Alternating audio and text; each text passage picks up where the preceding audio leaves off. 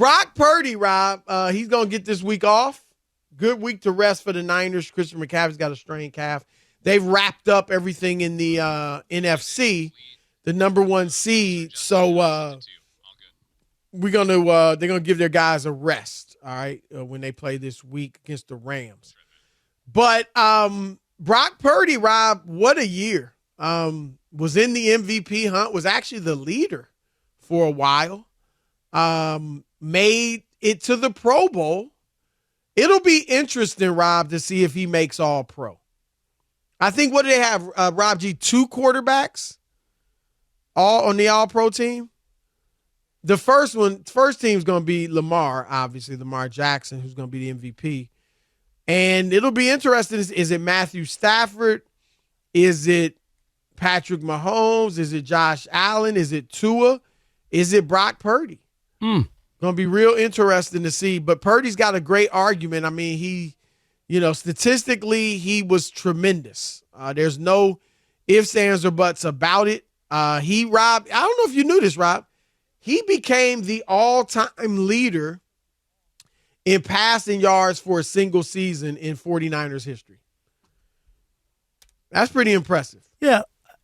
I don't know, what's the attempts compared to the pass? No, I'll tell you what the attempts are. He's thrown the ball about 120 times less than Jeff Garcia, who was the leader. Wow. And then he threw it less than Steve Young when he's the only other guy in the Niners history to throw it for 4,000 yards in a single season. And Purdy's thrown the ball less than both of those guys. Here, I'll sell it. I'll give you some of the exact numbers, Rob. Yeah, give them to me. Purdy, again, the all-time leader in yards, 4,280. Jeff Garcia was right there, 4,278. But Purdy's attempted only 444 passes this year, Rob. That's actually fewer than Lamar Jackson, believe it or not. And Garcia attempted 561 that year. So he's thrown for, it's almost 100, that's what, like 116, 117 fewer passes than Garcia threw. Steve Young, 2 years he was over 4,000 yards. One of them he threw 517 passes. The other he threw 462. Now that was closer to Purdy, but still 18 attempts more. And he threw for like 250 yards less than Purdy. So great year. Obviously people might be wondering about the great Joe Montana, but he never threw for $4,000. Threw for got close, 3,944 yards, threw for over 3,900 a few times. And again, generally attempted more passes than Purdy in terms of a total year. So it's not one of those situations, Rob. He did damage. Yeah, and again, for those that would say, I'm always wondering just the way the game is compared to before with the amount of passing nowadays. Most passing records are shattered. You know what I mean? No, yeah. He threw less. And, people want to say, well, he's got Christian McCaffrey and he's got Brandon Ayuk and George Kittle and Deebo Samuel. Well, Jeff Garcia had Jerry Rice and Terrell Owens. So did Steve Young. So, I mean, come on.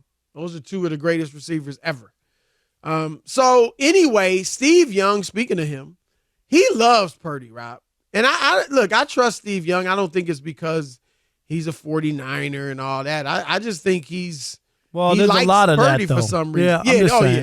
Do you think I don't think he's that type of guy. I'm not saying, but I'm just saying. No, it happens. Absolutely. Yeah, absolutely. But that's why I brought it up, because I don't think. Because I always give Joe Namath credit, Chris.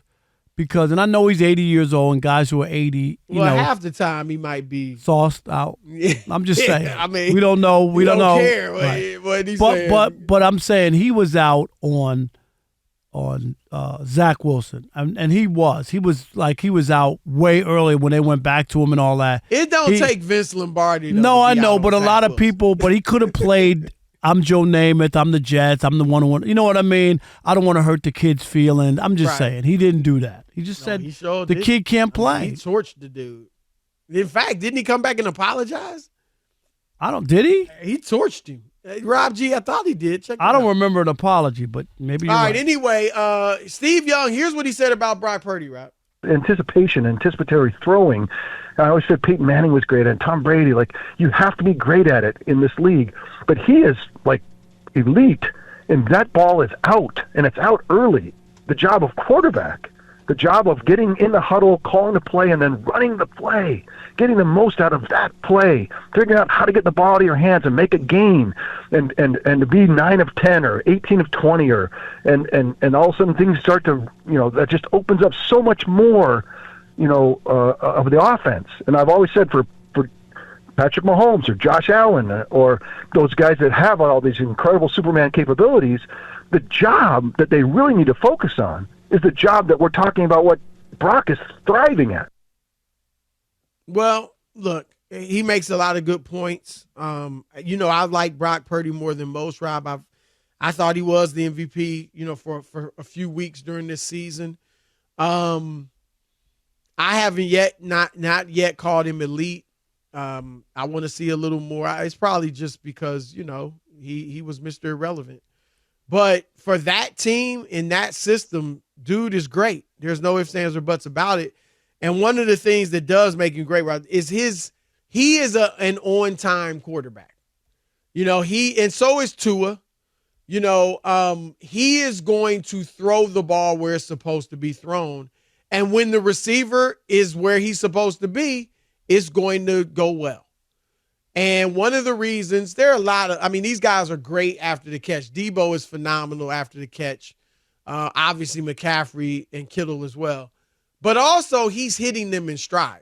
Like, that's one of the things that enables you to run well after the catch, is that the pass is on stride. Like, you don't have to slow down. You don't have to reach behind you, above your head. It's on the mark. And he does that. I think, Robin, we've talked about it. He probably won't get his just due until if he wins a Super Bowl. Because, one, he was Mr. Irrelevant. And two, Rob, as you've said, they've been to the Super Bowl without him. Right. With Jimmy Garoppolo, who wasn't as good as him. Now, Garoppolo, remember, when they went there, they threw one game. Didn't he only throw 8 times? They weren't passing. Yeah, when they beat not the Packers, when they beat the Cowboys, Chris? Might have been the Cowboys. It was. They weren't throwing at all hardly in the playoffs. And Purdy definitely, for those that want, and we weren't down on Garoppolo in this show, but Purdy's way better. No, he is. But Garoppolo just won, and it was hard to argue. He with did that. what he needed to do to win, and he was solid. He actually had some comebacks and things like that. But Purdy took that offense. I think they were averaging about 23 points a game when Garoppolo got hurt, and they went to 30 with Purdy, and they've been at 30 ever since he's been the starting quarterback. And, Rob, last year he actually played well in the playoffs. First playoff game, threw for over 300 yards and 3 touchdowns against Seattle. Didn't play great against Dallas, but it was clean. Didn't make any turnovers, and they were able to beat the Cowboys. Then, of course, he got hurt against Philly. So, look, I want to – the dude is really good. He's had some bad games. And just a few weeks ago, obviously, a horrible game against the Ravens. But, he does do the – he's smart. He throws. He's an on-time passer. He does anticipate well. He makes quick decisions. He processes well. And his arm is strong enough. And his athleticism is good enough. And when you got those intangibles, Tom Brady, Joe Montana, they didn't have the strongest arms. And so you can excel if you have the intangibles. And Purdy's got a nice combination. We'll see where it goes, Rob. But, he's you couldn't ask for more right now. No, they're in the spot, and it all comes down to, as we know, what he does in the postseason. Yep. That's it. For all the stuff that's happened, all the numbers, all the records, Chris, everything that he's done, if he has a Raven stinker at some point, it'll go for naught. If he plays great throughout the postseason, gets them to the Super Bowl or whatever, then his fortune and the way people look at him will be different. He's very unique. and we said it before, this is not unique from the standpoint that no one's ever come out of nowhere because we've seen it before. So people need to stop with that. Well, you know what's also interesting, Rob, is, and I want your take on this. If they lose a playoff game, and he plays well. I mean, I'm not saying he has a 400-yard game, but, he plays well. He's 240 yards and, maybe 2 touchdowns and a pick. It's not – he wasn't awesome, but he wasn't the reason they lost. He probably will get a lot of the blame, though. I mean, unless they give up like 50 points or something. You know what I mean? Like, I think he could get a lot of the blame because McCaffrey's great. They had 9 Pro Bowlers. And a lot of people look at him as the only question mark, fair or not. I think it depends on the circumstances. If he plays like he did against the Ravens, then it's fair to blame him. If he plays well or great and they lose, you can't blame him. No, you can't. But you think he would get the blame? Again, not great, but if he plays solid, he's not the reason they lose. It is going to have to come up, Chris, to quarterback play. Because if they don't score enough points, do you know what I mean? Like he could play all right, but they don't score enough points. Does that make sense? Yeah. Like not that they are terrible with those 3 interceptions, but just that they don't score enough points. Right. Like that. And they'll say, well, if they had a better quarterback, they might have scored more. I also think that could play in it. Yeah, and I also think, too, I mean, all quarterbacks, Lamar Jackson's 1-3 in the playoffs. Peyton Manning went 6 years before winning his first playoff game. Like, I think if Brock doesn't have that kind of benefit of the doubt, you know what I mean? He's not going to get the benefit of the doubt until he wins it. And again, that's probably due to where you're drafted. And that's how life works.